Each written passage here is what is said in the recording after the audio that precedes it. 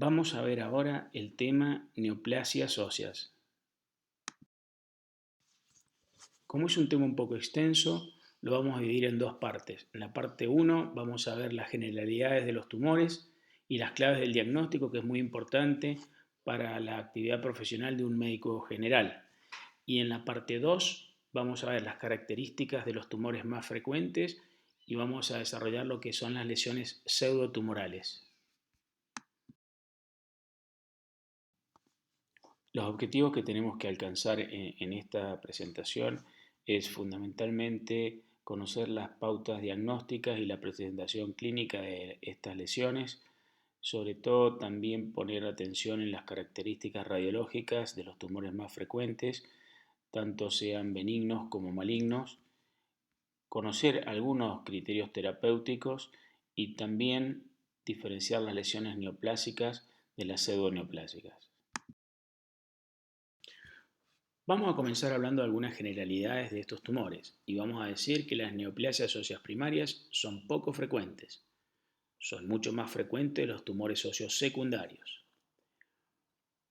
que afectan con más frecuencia al sexo masculino y que generalmente se ubican en la metáfisis. Ya vamos a ver a lo largo de estas clases qué tumores escapan a estas generalidades, pero son excepciones. El dolor es un síntoma muy frecuente que generalmente está presente y que debemos evaluarlo detalladamente.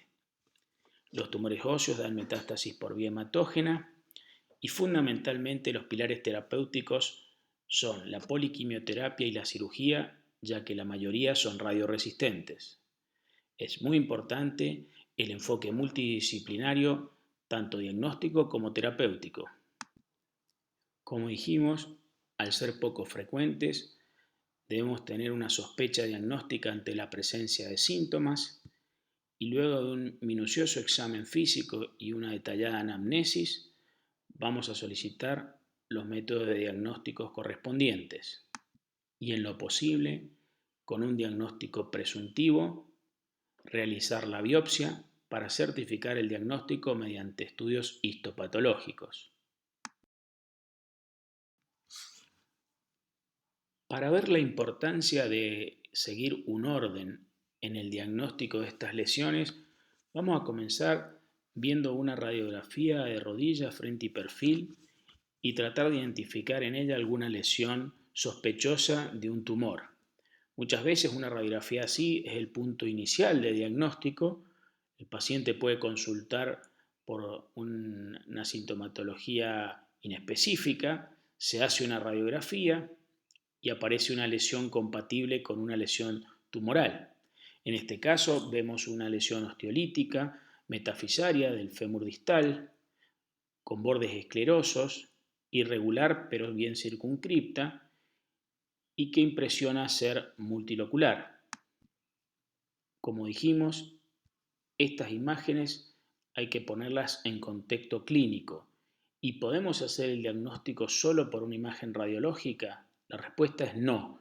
Es muy importante evaluar clínicamente todo lo que vamos a detallar a continuación y que son la clave del diagnóstico no solo de las lesiones tumorales, sino de otras lesiones también, pero fundamentalmente en las lesiones neoplásicas. Como vimos, se trata de una lesión osteolítica metafisaria de fémur distal. Y si bien es muy importante evaluar las características radiológicas de la lesión, por sí solas no son suficientes y mediante una anamnesis minuciosa debemos recabar datos como edad, sexo, signos y síntomas que acompañan, antecedentes patológicos, antecedentes hereditarios, etc. Y en este punto es fundamental la edad, porque hay tumores que se dan en la niñez, otros en los adultos jóvenes, otros en los adultos mayores. Entonces la edad es muy importante para establecer un diagnóstico diferencial de la lesión. El ejemplo anterior nos sirvió para darnos cuenta que para llegar a un buen diagnóstico tenemos que seguir un orden, comenzando por una minuciosa anamnesis donde vamos a investigar todos los signos y síntomas que el paciente presenta.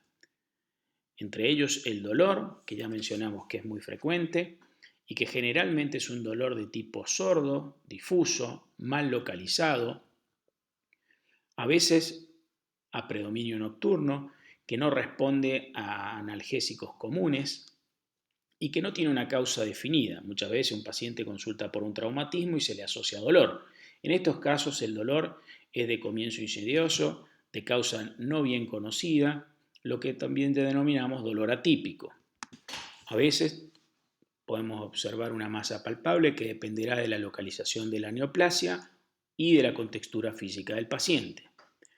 Otras veces el paciente puede debutar con una fractura patológica, es decir, una fractura que se asienta en un hueso previamente enfermo. En estos casos, a veces la fractura patológica es el puntapié del diagnóstico y también es muy frecuente en los tumores óseos secundarios. Otros síntomas que podemos encontrar son por compresión de estructuras vecinas, por ejemplo, radiculopatías por compresión de raíces nerviosas, edema por compresión venosa, bloqueos articulares o hidrartrosis por tumores que se localizan cerca de la articulación y otros. En muchos pacientes, pero en estadios avanzados, podemos encontrar síntomas generales que son similares a los de otros tumores del organismo, como malestar inespecífico, pérdida de peso, y también podemos observar síntomas relacionados con las metástasis. Por ejemplo, en el caso de que hay metástasis a pleura y pulmón, podemos encontrar derrame pleural, o también en metástasis en sistema nervioso central podemos encontrar convulsiones. Pero estos síntomas, repito, son tardíos y no los vamos a encontrar generalmente al inicio del diagnóstico. Como dijimos, la sospecha diagnóstica es fundamentalmente clínica y luego de haber completado un interrogatorio minucioso y un examen físico completo, vamos a solicitar los exámenes complementarios que nos van a ayudar a orientar el diagnóstico. Las radiografías, frente, perfil y oblicuas dependiendo de la zona en que afecte la lesión, los exámenes de laboratorio, tanto de sangre como de orina. En este caso también vamos a incluir eritrosedimentación, proteínas reactiva, que son marcadores de inflamación, y algunos otros marcadores como por ejemplo el proteinograma o aquellos metabolitos que miden el metabolismo del calcio, que se pueden ver alterados y orientarnos de manera totalmente inespecífica al diagnóstico, pero pueden ser de utilidad. También la presencia de calcio y fósforo en orina, o también la presencia de proteínas que nos pueden ayudar, como dijimos, a dos diagnósticos diferenciales. Otro estudio que podemos solicitar es el centellograma óseo, donde podemos diferenciar las lesiones hipercaptantes. No siempre son hipercaptantes, pero cuando tengamos esa posibilidad podemos diferenciar aquellas lesiones que afectan un hueso o más de un hueso, y también muy útiles en la diferenciación de lesiones primarias y secundarias que ya vamos a ver a lo largo de esta clase. La tomografía computada con su variante 3D, con importantes imágenes que nos pueden ayudar a ver la proyección o el compromiso del tumor a nivel óseo, la resonancia con sus distintas variantes, la combinación de resonancia y resopet, y otros estudios como pueden ser la ecografía, la arteriografía y también estudios que nos van a servir para estadificar el tumor, es decir, para ver qué compromiso general ha ocasionado este tumor. Todos los exámenes complementarios tienen que estar indicados por el médico especialista, pero es muy importante que se evalúen de forma multidisciplinaria, porque también como hay especialidades, hay subespecialidades y hay profesionales que se dedican fundamentalmente al diagnóstico de estas lesiones neoplásicas, y el análisis multidisciplinario de estas lesiones nos va a brindar un diagnóstico con muchísima más seguridad y más certeza que si uno lo hace en forma personal, individual. Debemos saber que todos los estudios complementarios son solo orientativos y siempre deben completarse con estudios histopatológicos, es decir, la realización de una biopsia. La biopsia es un elemento muy importante en el diagnóstico y siempre la debe realizar el equipo quirúrgico que va a tratar el paciente, porque esta biopsia va a ser tomada, va a realizarse con criterios quirúrgicos, porque también en la toma de muestra puede haber diseminación por implantación en el trayecto quirúrgico. Entonces, el profesional que va a hacer la biopsia ya tiene que tener en mente qué tipo de tratamiento quirúrgico va a realizar en el caso de que deba resecar el tumor. La biopsia puede ser de tipo incisional o excisional, es decir, incisional cuando el tumor es de tamaño avanzado, que no está bien localizado, a veces en zona inaccesible, y yo tomo un fragmento de tejido tumoral y lo mando a analizar. La biopsia excisional, por el contrario, cuando el tumor es pequeño, está bien localizado y está en una zona accesible, uno puede resecar ese tumor y mandarlo a analizar histopatológicamente y luego complementar el tratamiento de acuerdo al diagnóstico de certeza histológico. Por lo tanto, como dijimos, una vez que tenemos una sospecha diagnóstica en base a la anamnesia del examen físico, al análisis multidisciplinario de los diagnósticos por imágenes, al estudio de laboratorio, vamos a proceder a hacer la biopsia. Siempre, como dije, por el equipo quirúrgico entrenado que va a tratar definitivamente al paciente. No es un acto menor en la toma de biopsia y no debe ser de manera improvisada porque eso tiene muchos falsos positivos en el diagnóstico tumoral o falsos negativos. A modo de recordatorio, tenemos que decir que un tumor óseo se basa en tres pilares diagnósticos: clínica, las imágenes y la anatomía patológica. A modo de resumen y para remarcar la importancia de un diagnóstico basado en todos los elementos que ya mencionamos, clínica, imágenes y anatomía patológica, vemos las siguientes diapositivas donde vemos lesiones muy similares. Son lesiones líticas, metafisarias, en el primer caso en el fémur y en los otros tres en la tibia, y sin embargo en el estudio histopatológico se diagnosticaron lesiones diferentes en las cuatro imágenes. En el primer caso es un granuloma eosinófilo, en la segunda una secuela de un proceso infeccioso, una osteomielitis, en el tercero un osteosarcoma y en el cuarto un Ewing. Esto demuestra la importancia de evaluar todos los elementos diagnósticos y certificarlos por la anatomía patológica. De esta forma, nuestro diagnóstico va a ser mucho más preciso. En cuanto a la oncogénesis, vamos a hacer un pequeño resumen y vamos a decir que para que haya un crecimiento tumoral tiene que haber una interacción entre células normales y células tumorales anaplásicas. Esto es similar en todos los tumores del organismo. Para que este crecimiento tumoral se produzca, tienen que fallar los mecanismos de defensa celulares normales que tiene el organismo, para decirlo de algún modo, y eso permite que crezca el tumor. Luego se produce un fenómeno de angiogénesis, que es la neovascularización del tumor. Sin esta angiogénesis no hay crecimiento tumoral.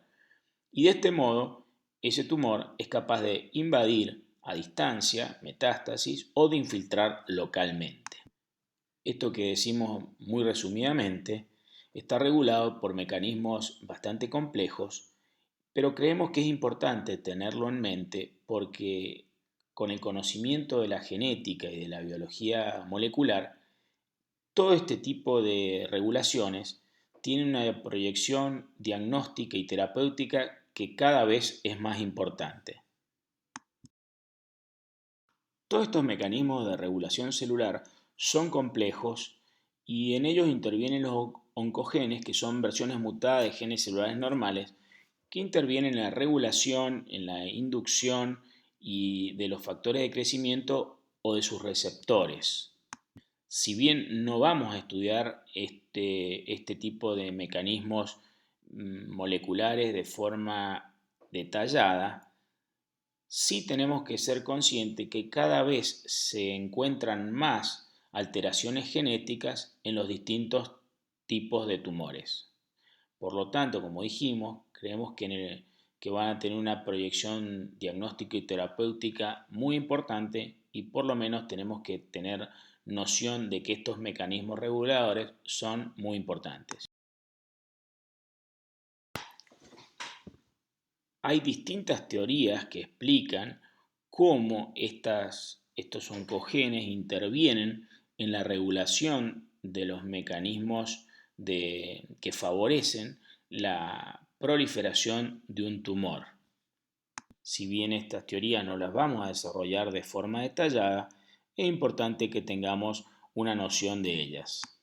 Incluso algunos genes están más identificados y, por ejemplo, en muchos tumores óseos se ha asociado a la presencia del gen P53, que lo vamos a ver a lo largo de la clase y vamos a ver que se logra identificar en algunos tumores característicos. Seguimos con las teorías que se postulan como reguladoras de este crecimiento tumoral, y como dijimos, la anomalía en el gen P53 al parecer por los estudios tiene un importante papel en la alteración de estos mecanismos, y que permiten, cuando se alteran, que crezca la célula neoplásica y dé origen a un tumor, en este caso óseo, pero también esto es similar o se replica en muchos tumores de otros sitios anatómicos. Dentro de la etiopatogenia de los tumores, todos sabemos que hay tumores que están asociados característicamente a infecciones o a mecanismos inmunológicos. Acá en el tumor óseo primario no están tan asociados, pero bueno, los mencionamos porque todo este tipo de factores están en creciente investigación y debemos tenerlo en mente como potencial factores etiopatogénicos u oncogénicos para el crecimiento tumoral.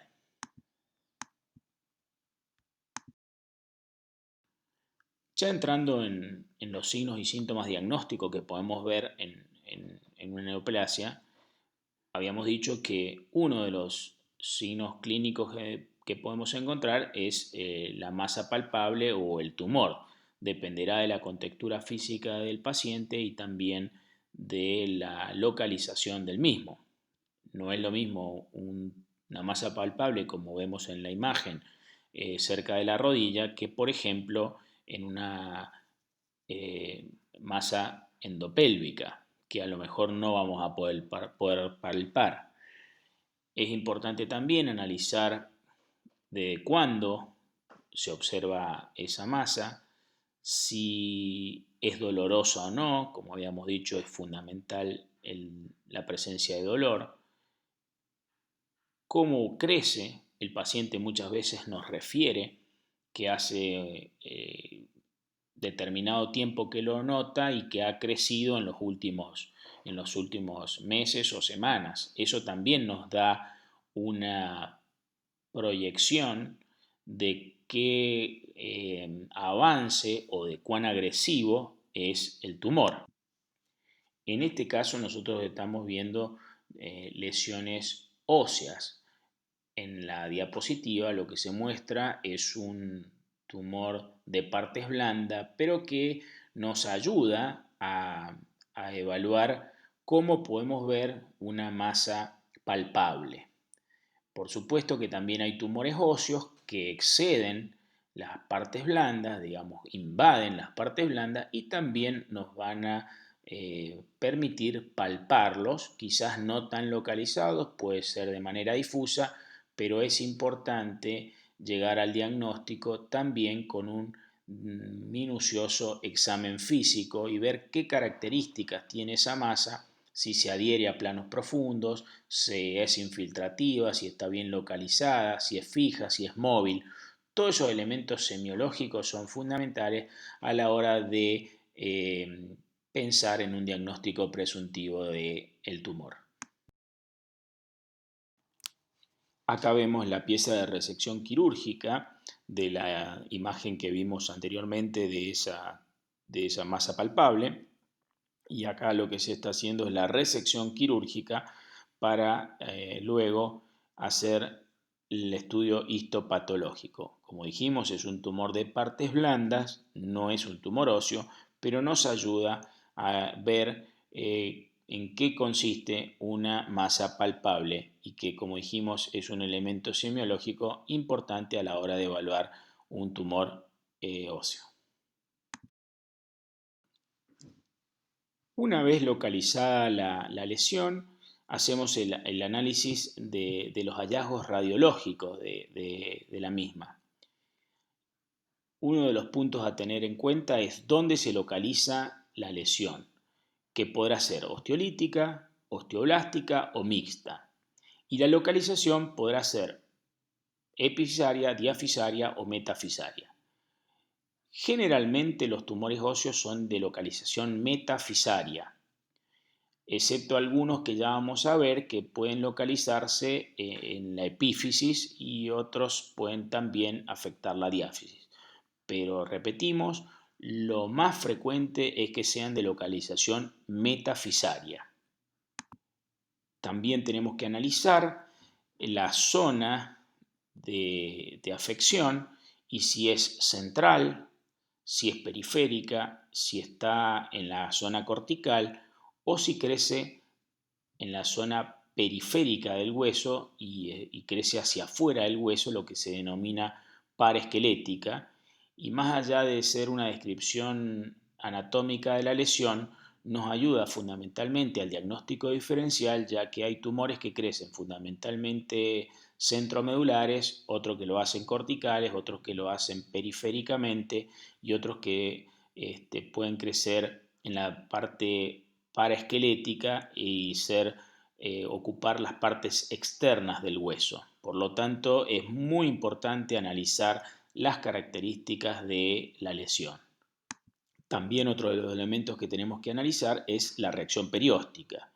Ustedes saben que el periósteo es la capa externa del hueso y que es la zona reactiva.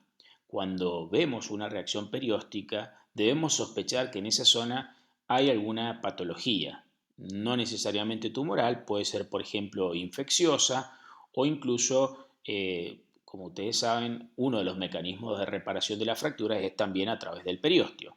Entonces, tenemos que tener en cuenta que en las lesiones tumorales el periósteo nos puede ser orientativos de que hay alguna lesión.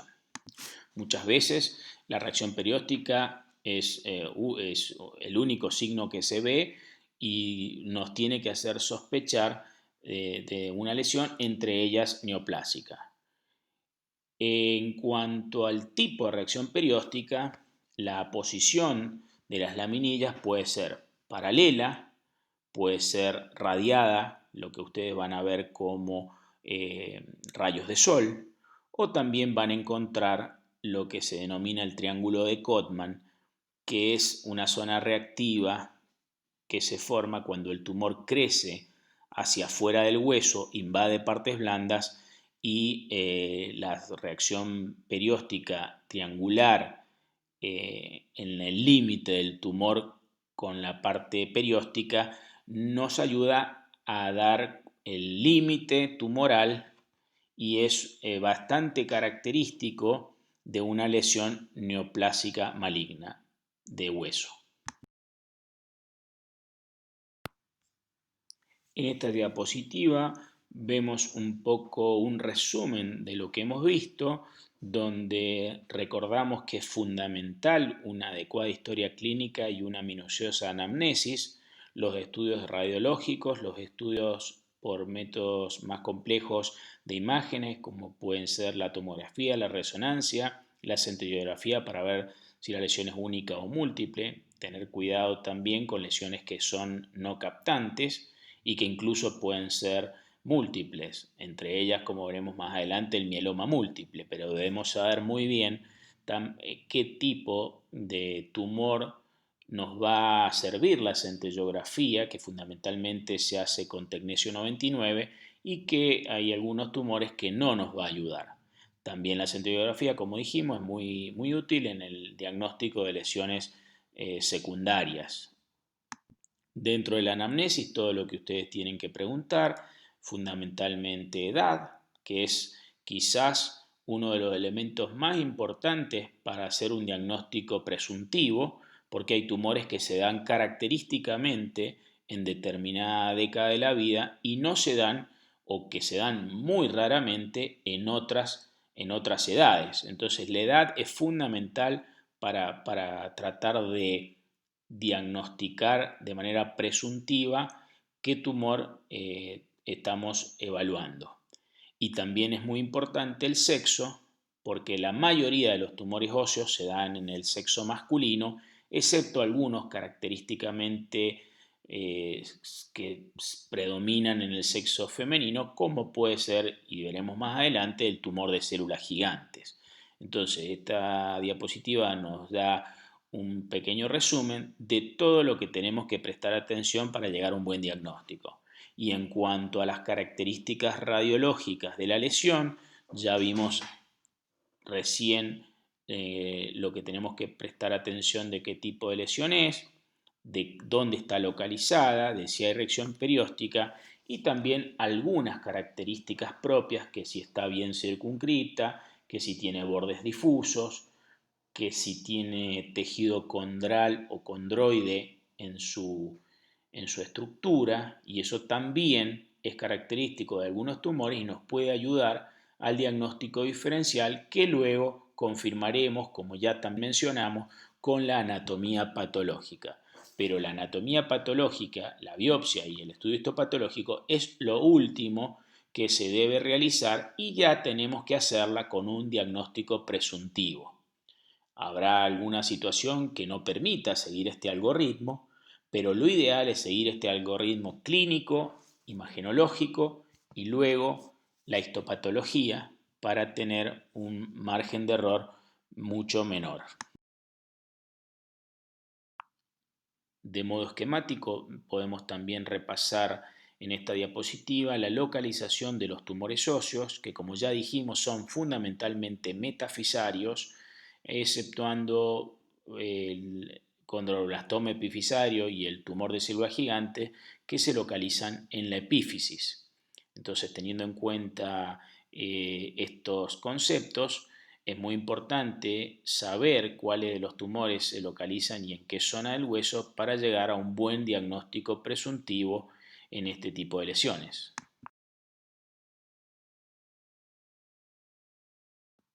En esta diapositiva, a modo esquemático, también podemos ver qué lesiones óseas ocupan la parte central y qué lesiones óseas vamos a encontrar en la parte periférica o cortical.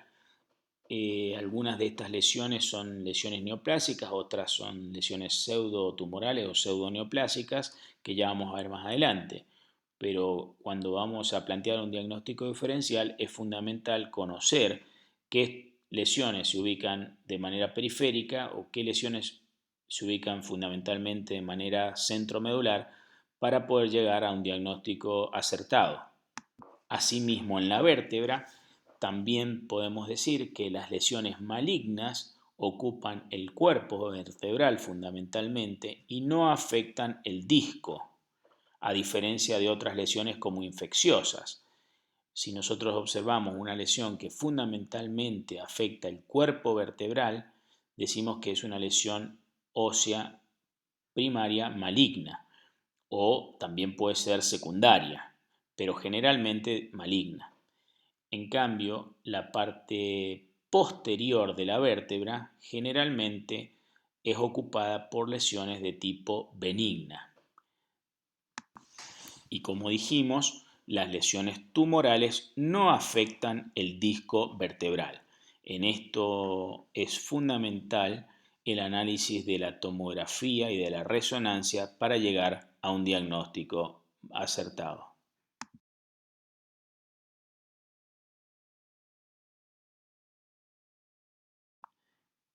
En estas imágenes ustedes ven algunos de los otros estudios que podemos utilizar, por ejemplo una arteriografía donde muestra un tumor hipervascular del extremo proximal de la pierna Y también vemos una centellografía donde vemos una lesión tumoral del tercio distal del fémur y que ustedes podrán observar que también la centellografía da una hipercaptación en la zona periférica del tumor, en la zona perilesional. Por lo tanto, no es un estudio que nos dé ubicación topográfica, pero sí nos da qué zonas son hipercaptantes y, como dijimos anteriormente, nos ayudan a diferenciar las lesiones únicas o las lesiones múltiples dentro del esqueleto. A excepción, como ya dijimos también, del mieloma múltiple, que su gran mayoría son no captantes.